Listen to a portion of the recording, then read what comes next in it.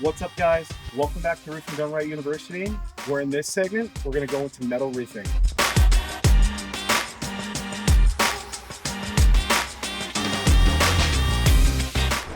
We are at one of our commercial projects today, where we're doing a re-roof metal roof. We are using a snap lock system. So today I'm going to go through the installation process of a metal roof, as well as the difference between a double lock and a snap lock, which are what the two options that they have to choose from. Here is our trim bender.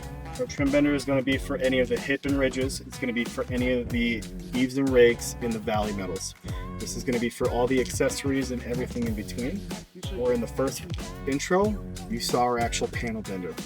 What we're using on this project is going to be a 24 gauge snap lock panel, which is awesome. I love the versatility and the performance aspect between the panels and the way it looks. I think it looks a lot better too. So as you guys saw in the intro and right here, we cut and bend everything on site. The big difference between that and getting it done at a facility and having them shipped here is when they do that, you risk bending, scratching, and damaging the metal panels.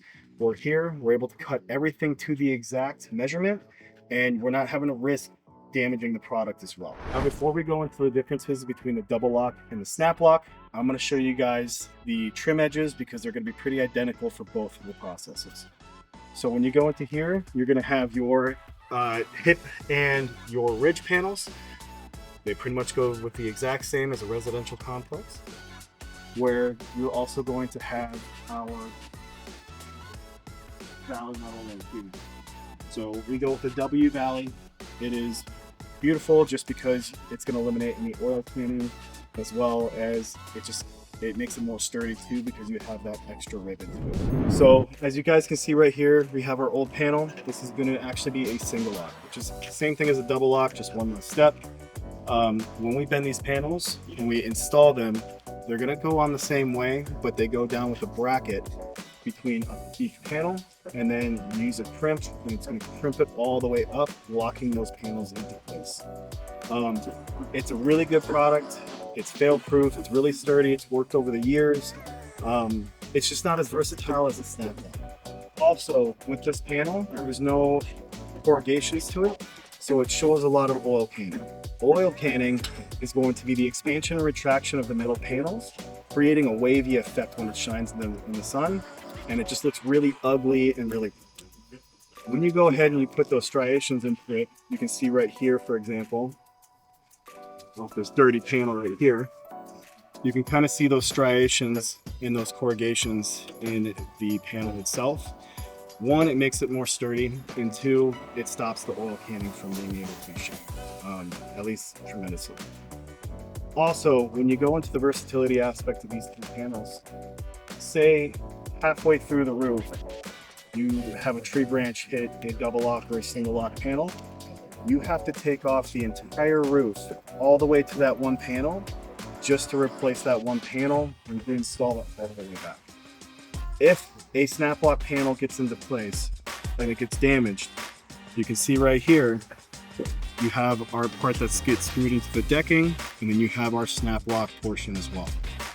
Here, you can go 6 inches, 12 inches, 18, 24, however space you need the screws for your building codes. Always look into that as well. Here in Houston, we do every 18 inches for this project. It's just another extra stamp. Typically it's 24, but we just did that extra the less of the 6 inches than needed to be. With the installation of this process, we actually did 6 inches less of a gap in between each screw. The client asked for that, no problem whatsoever. Here in Houston, it's actually 24 inches, so you can use a little bit more of a gap, but it's personal preference. Just make sure that you guys research your IBC codes and your local building codes to make sure that you are installing it correctly, to not void any warranties, and to make sure that the insurances are going to be able to cover and warrant the project. Also, if you go ahead and you have a damaged panel with a snap lock panel, you get to go ahead directly to that panel, unsnap it, unlock it, unscrew it, and put a brand new panel right in there and not have to worry about redoing the rest of the roof as well. That goes into why I love the versatility of this product versus a double lock reinforcing. So as we go into the installation process of the product, as you can see right here, we are redoing everything. What you use underneath the metal is very, very important as well. When you go ahead and use it, yes, you can use a synthetic felt, car felt, or anything like that. But typically when you do a metal roof, it's going to last a really long time. We always recommend going back with a nice and running ship. What they originally did with this project is they used a certain brand and it had a manufacturer defect. Well, the ice and water shield was not high temperature, so it ended up melting and oozing out through the entire property. What we're doing is we're doing a whole redeck. We're going back with a high temp rated ice and water shield, and then we're going to go back with the metal roof. Just so you guys can see what we're going back with, we're going to be using the GAF StormGuard. GAF StormGuard is honestly one of the best for the high temperature rated products on both residential and commercial. It can withstand up to 250 degrees, both surface and radiant temperature, before it starts getting malfunction. That's really, really hot, and I can guarantee you're never going to have to worry about something like that. The warranties that go with it, the 25-year lifetime warranty when you are a certified contractor, go through them. So make sure that you guys get your ducks in a row before you do use this product. Now for the fun part. Going into the installation of the actual metal roof system, it's really, really important to know what to do and where to start. So typically what we like to do is we like to start with the Eave and the rake trim, just because to be able to put those metal panels back on, you have to lock into something. So if you see here, a little bit different than your typical residential drip edge. So here, everything here is going to be custom cut and bent to shape, but you see it's going to go on the slope just like that. It's going to hang off. It still has your lip to deter water away. But right here is where it gets really important. This is going to be the bezel that you're going to crimp that metal panel and slide it up under there so it locks into place. It's going to create a watertight barrier, and it's going to create a Loctite barrier to not allow any wind-driven rain to be able to push up those panels. Going back over the W Valley metal, this is going to go on next. We also will crimp this one up to give it a bezel to be able to lock those panels in. When we do that, it's going to create that wind-tight barrier to eliminate any wind uplift, as well as a watertight barrier. It goes both ways, and it's a fail-proof system to this. Next, after the valley metal, we're going to go with roof-to-wall flashing. Roof-to-wall flashing is very, very important, just like on a residential asphalt roof. This is going to deter water away from the walls and inside of the building. Here, it still has the same edge, everything like that. It's going to be able to lock into the roof system with no problems. Going back to the fun part, the actual roof panel. When we go ahead and reinstall these roof panels, on every single eave, we're going to go ahead and we trim back the edge of the panel about 1 inch to 2, depending on the code, and it's going to be crimped down under. When we do that, it's going to be able to give that lift to be able to lock up into the eaves trim, as I was explaining before. Once we install that, slide it up, we go ahead, we screw in the panel, we snap it into the next panel, and then we go ahead, we're going to trim here, and we fold it over to close up this hole right here. That's going to create another watertight seal, and it's aesthetically appealing as well. The differences between the panels is it's endless. We have 40 plus colors for you guys to choose from that come with lifetime warranties on the paint.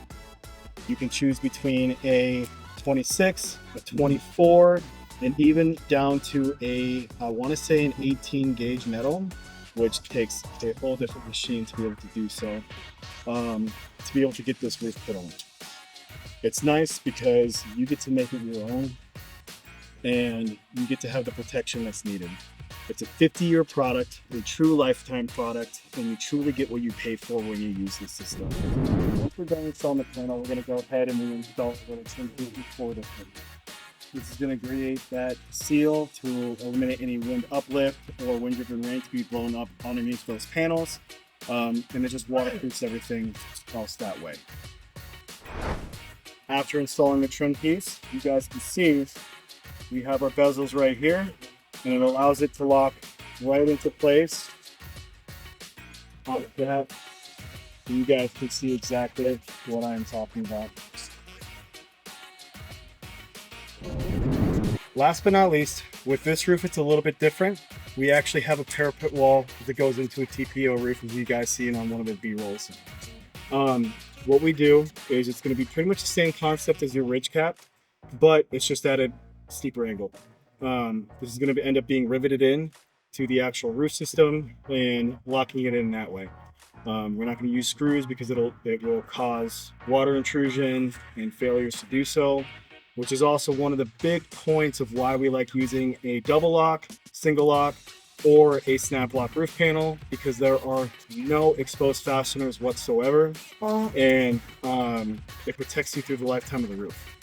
There you guys have it. That goes through the roof installation process of this project, and a little bit more side notes through the double lock versus snap lock panel. There are a lot of questions when it comes to metal roofing. It is a true work of art. I am always open to help out, do trainings, and help people going through this process and get into it, especially when they want to start getting their feet wet into the commercial side of the industry. If you ever have any questions, never hesitate to reach out. I'll see you guys soon.